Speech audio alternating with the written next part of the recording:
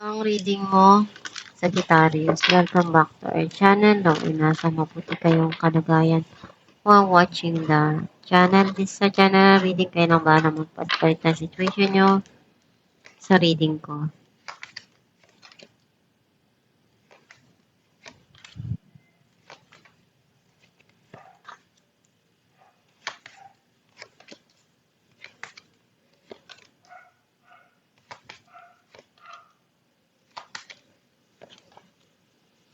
At the bottom of the deck, Knight of Swords. I feel like ang nasa-sense ko na energy mo, andun yung may gusto kang kausapin or may gusto kang klaruhin doon sa mga nangyari.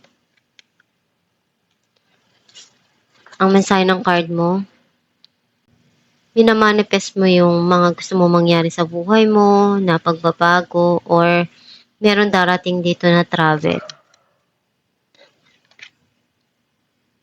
Meron kang sisimulan na bagong journey or iniisip mo na gawan ng hakbang kung ano yung mga nangyayari ngayon sa buhay mo.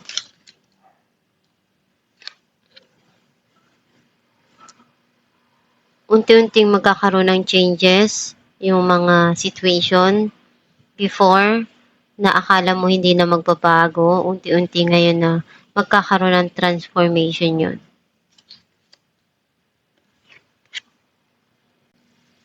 Andun yung passion mo sa mga ginagawa mo or may tao dito na gustong ipakita yung kanyang passion towards you.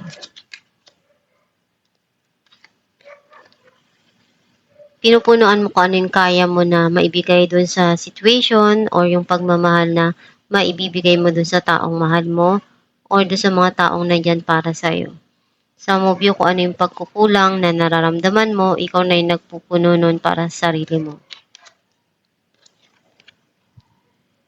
Kailangan mong habaan yung pasensya mo, huwag magdesisyon basta-basta para hindi ka magkamali doon sa mga desisyon mo or bibitawan mong salita.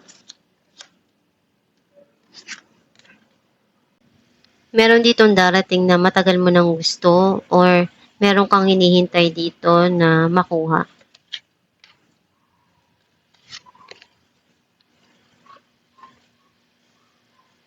Natuto ka na sa mga nangyari sa buhay mo and naglagay ka na ng wall do sa mga taong nakasakit sa'yo or you feel grounded na. Ayaw mo nang basta-basta masaktan and binakuran mo na yung puso mo. Ayaw mong magtiwala na ng ganong kadali. Clarify natin ng the world. Knight of Wands and Two of Pentacles. Hindi ka pa handa na magdesisyon, urong-sulong ka, or you feel undecided.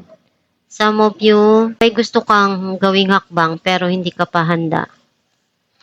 Clarify natin ang death. The Fool and the Hierophant. Kung ano yung magpapasaya para sa'yo, yun yung gawin mo. And kung ano yung sa tingin mo kailangan na ibigay dun sa sitwasyon para magbago yung mga nangyari, ibigay mo para makuha mo yung gusto mo. Some of you andun yung meron ditong connected sa marriage and unti-unti magbabago yung pakikitungo sa isa't isa or unti-unti magkakaroon ng pagbabago doon sa mga nangyari na sitwasyon and kung ano yung sa tingin mo kailangan mong ibigay doon at magiging masaya ka, gawin mo. Clarify natin ang Two of Cups. Four of Wands and Eight of Swords. Feeling mo nandun ka sa isang nakataling situation or nagmi-mirroring ka. Some of you, gusto mong kumawala dun sa relasyon or dun sa situation. Kung ano man yung mga gumugulo sa isipan mo, unti-unti kang makakaalis dun at may bibigay mo rin sa sarili mo kung ano yung mga pangarap mo or kung ano yung magpapasaya para sa'yo. Clarify natin ang Nine of Cups, Ten of Cups, and Six of Pentacles. May darating dito na blessing or meron ditong darating na magpapasaya para sa'yo. Clarify natin ang the Fool, the Hierophant, and Two of Cups. Kung ano yung magpapasaya para sa'yo at alam mong makakabuti yun sa buhay mo. As long na alam mong tama yun at wala kang matatapakang iba, ipagpatuloy mo. Sa movie, meron ka ditong gustong simulan na alam mong makakatulong para sa'yo, na mapasaya yung puso mo at maibigay mo kung ano yung kailangan na maibigay dun sa sitwasyon. Or meron ka ditong sisimulan na magpapasaya para sa'yo at alam mo na kailangan mong ibigay kung ano yung kaya mo dun. Clarify natin ang King of Wands, Strength and Strength. Sobrang tatag na nitong tao na to. Ang dami na niyang pinagdaanan at lahat yun para sa kanya na kaya niyang malagpasan. Basta gusto niya, gagawin niya. Wala siyang pakialam kung ano yung pagdadaanan niyang pagsubok. Ang mahalaga sa kanya, makuha niya yung goal niya, yung pangarap niya. Clarify natin ang Temperance. Two of Swords and Two of Wands. May mga plano ka dito pero you feel undecided. Pinag-isipan mong mabuti. And tinitimbang mo kung ano yung kailangan mong gawin doon. Or kailangan mong pag-isipan ng mabuti kung ano yung desisyon na gagawin mo. And para hindi mo pagsisihan kung ano yung ibibigay mo doon na salita or desisyon na gagawin mo sa sitwasyon na yun. Clarify natin ang Nine of Wands. Knight of Pentacles and Judgment. Andun yung pagsusumikap mo dahil alam mo para rin yun sa sarili mo. At gagawin mo lahat para maabot mo yung mga pangarap mo. Some of you, may darating na tao dito na mag-o-offer ng tulong na kaya niya. Or meron kang gustong makuha dito na hustisya dahil dun sa mga nangyari na pinagdaanan mo before. Alamin natin kung ano mensahe para sa'yo.